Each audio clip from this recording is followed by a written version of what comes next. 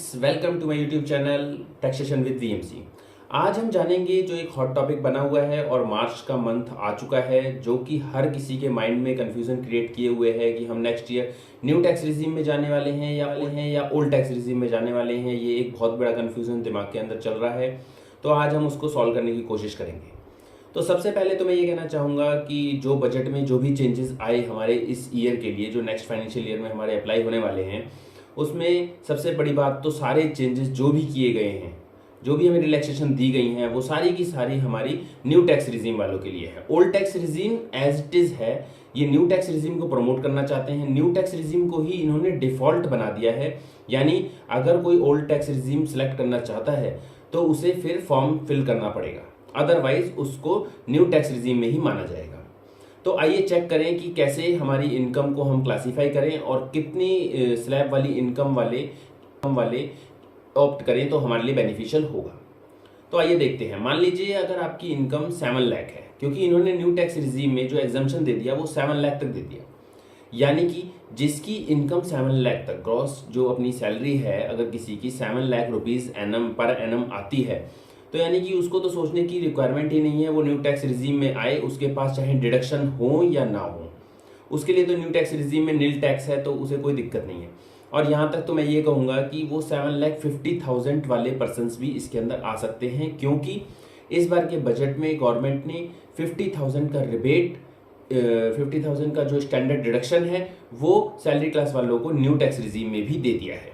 तो यानी कि 7,50,000 तक जिसकी भी सैलरी है वो 50,000 का स्टैंडर्ड डिडक्शन लेके 7 लाख तक की रिलैक्सेशन को यूज कर सकता है। तो यानी कि न्यू टैक्स रिजीम 7,50,000 तक सोचने की रिक्वायरमेंट नहीं है। जो हमारे को सोचने की बात है वो सिर्फ 7,50,000 के बाद 15 लाख तक ही डिसाइड करना है एक तरीके से। तो उसमें हमारा जो मेन इंपॉर्टेंट पार्ट है वो है डिडक्शंस। अब हर पर्सन को ये चेक करना है कि हमारे पास डिडक्शन कितनी है।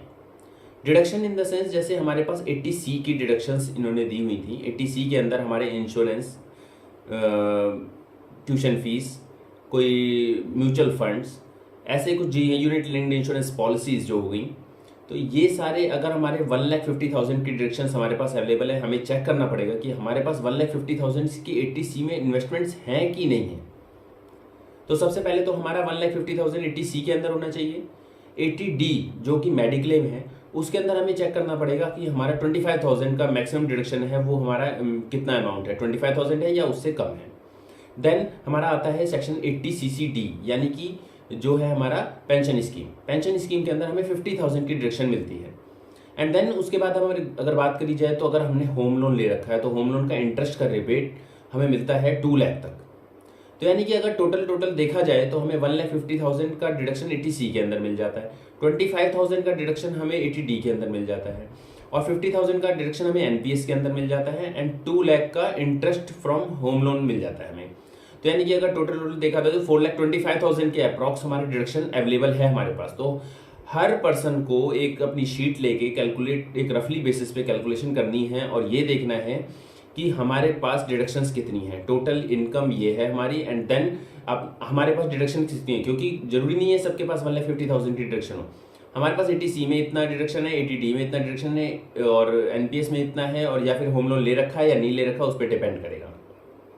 वो डिडक्शन लेस करने के बाद में जो हमारा फिगर निकल के आता है उसके बाद हम डिसाइड करेंगे कि ये हमारे लिए न्यू टैक्स रिजीम बेनिफिशियल है या ओल्ड टैक्स रिजीम। क्योंकि जहाँ तक हम देखेंगे कि अगर डिडक्शंस हमारे पास पूरी अवेलेबल हैं तो हमारी इनकम काफ़ी लो पार्ट पे आ जाएगी और हमारे को फिर ओल्ड टैक्स रिजीम बेनिफिशियल लगेगी।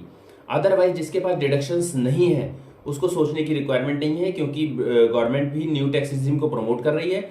तो आप न्यू टैक्स रिजीम में चले जाइए, उसमें वैसे भी वो डिफ़ॉल्ट हो चुकी है, तो आप अपने आप ही डिफ़ॉल्ट ही न्यू टैक्स रिजीम में है। अगर आपको ओल्ड में जाना है तो ही फॉर्म फिल करने की रिक्वायरमेंट है। तो सारा का सारा खेल डिडक्शंस का है। तो आप अपनी डिडक्शंस की कैलकुलेशन कर लीजिए। मार्च मंथ चल रहा है और अभी डिसाइड कर लीजिए अप्रैल में जाने से पहले कि आप न्यू टैक्स रिजीम में रहने वाले हैं या ओल्ड टैक्स रिजीम आपके लिए बेनिफिशियल है। तो ये डिडक्शंस की कैलकुलेशन करके आप पता कर सकते हैं नेक्स्ट ईयर में आपको क्या ले रहे हैं, न्यू टैक्स रिजीम या ओल्ड टैक्स रिजीम। तो मेरे ख्याल से अगर हम एक रफली कैलकुलेशन करेंगे तो ये कन्फ्यूजन हमारा दूर हो जाएगा कि हम ओल्ड टैक्स रिजीम लें या न्यू टैक्स रिजीम, क्योंकि सबके माइंड में कन्फ्यूजन यही चल रही थी कि अभी हम आगे क्या डिसाइड करें। तो होपफुली मेरे ख्याल से इस वीडियो से काफ़ी हद तक आपको क्लियर हो गया होगा कि आप नेक्स्ट ईयर में क्या लेने वाले हैं, न्यू टैक्स रेजिम या ओल्ड टैक्स रेजिम, सारा डिडक्शन पे है डिपेंड। तो आप अपना कैलकुलेशन आज ही बना लीजिए, मार्च मंथ चल रहा है, नेक्स्ट ईयर में जाने से पहले आपके माइंड में क्लियर होना चाहिए कि आप न्यू टैक्स रेजिम में जा रहे हैं या ओल्ड टैक्स रेजिम में, ताकि उसी हिसाब से आप अपनी इन्वेस्टमेंट एंड आगे की